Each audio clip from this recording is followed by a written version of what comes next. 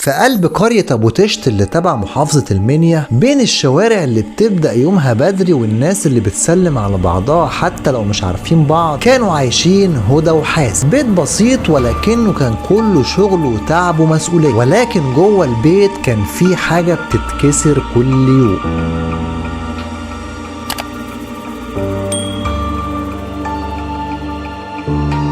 هدى كانت ست عاقلة وهادية، الكل بيقول عليها محترمة، وكانت عشرية بتحب تحكي وتتحاكى مع الناس، بس من جواها كانت بتحس ان هي محبوسة وان حياتها كانت كلها روتين. حازم رغم ان هو كان راجل طيب وجدع، ولكنه كان راجل روتيني جدا، وكان شايف ان الست المفروض تريح جوزها وخلاص. هي ملقتش كلام حلو وملقتش اهتمام وملقتش الحياة اللي هي كانت بتحلم بيها، ومع الوقت بدأت المسافة اللي بينهم تكبر. تشتكي له وهو يضحك ويقول كبرت الموضوع ليه، ومن هنا بدأت الشرارة. في الشغل كان في قاعة المدرسين اللي كلهم كانوا بيعدوا عليها علشان يريحوا او يشربوا شاي، وهناك بتتعرف هدى على وائل اللي كان موظف معاها في المدرسة. كان راجل مختلف جدا وكان بيعرف يختار كلامه كويس، كان على طول بيديها اهتمام وكلمة حلوة مع ضحكة لطيفة، وكان دايما بيسألها على حل، والقلب وقتها بيتلخبط بسرعة، وابتدت ان هي تنجذب ليه جدا. هدى حست ان هي اخيرا لقت الحاجة اللي ناقصاها، وابتدت ان هي تفضفض معاه، وابتدت ان هي توريله صور لشقته، وكلام مع الوقت بقى اسرار، والاسرار بقت مشاعر،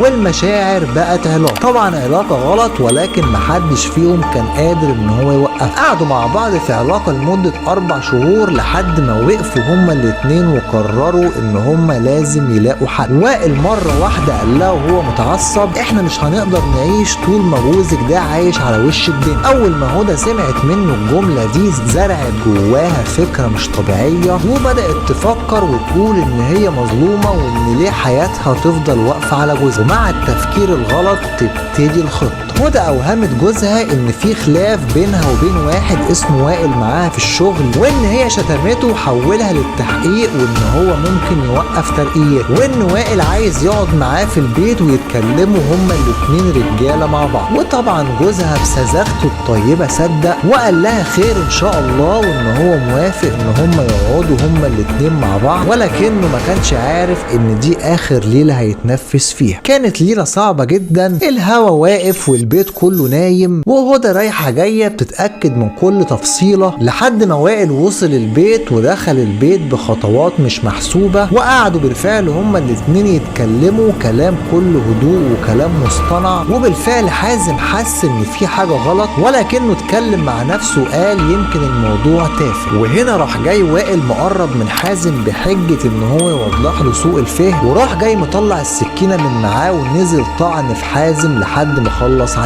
وقفت هدى تبص عليه كانها بتبص على حاجه مش حقيقيه، مفيش انهيار، مفيش صويت، مفيش اي مشاعر. وبعد كده بداوا هما الاتنين يقلبوا البيت ويوقعوا كل حاجه ويخلوا كل حاجه مش في مكانها علشان يبينوا انها جريمه سرقه. قامت هدى عملت ان هي متخانقه مع جوزها وراحت سايبه البيت وراح البيت اهلها، وقالت لهم ان هي خناقه عاديه. ولكن بعد مرور 25 يوم والريحه تطلع صعبه جدا من الشقه، الجسم اتحلل حرفيا، والجيران ما بقوش قادرين ان هم يستحملوا الريحه وبلغوا الشرطه بسرعه. طبعا لما الشرطه جت فتحوا الباب لقوا جثه مرميه على الارض، كانت متحلله تماما، والريحه كانت صعبه جدا ما كانش يقدر بني ادم يستحملها. وبدات التحقيقات، وبعد ساعات قليله جدا قدروا ان هم يوصلوا لهدى ووائل. اتلمت الخيوط كلها بعد ما ضغطوا عليه. هدى في التحقيقات ما كانتش قادره ان هي تبص في عين حد، ووائل كان بيحاول يمثل ان هو مظلوم، وان هدى هي اللي قالت له يعمل كل اللي حصل ده، ولكن الادله كانت قضية. طبعا القضيه اتعرضت على النيابه وتحولت للجنايات، وكل الناس كانت بتحكي، وكل الناس كانت مذهوله ازاي ست متعلمه تقدر تقتل جوزها بايديها وتدخل راجل غريب بيتها علشان يساعدها في قتل جوزها. طبعا الحكايه انتهت، ولكن صداها لسه موجود، بيوت اتخربت وولاد اتشردوا، وحياه كامله راحت بسبب لحظه ضعف قلب. ولحد هنا بيكون فيديو النهارده خلص. بشكركم جدا على المشاهده، واشوفكم ان شاء الله في فيديو جديد.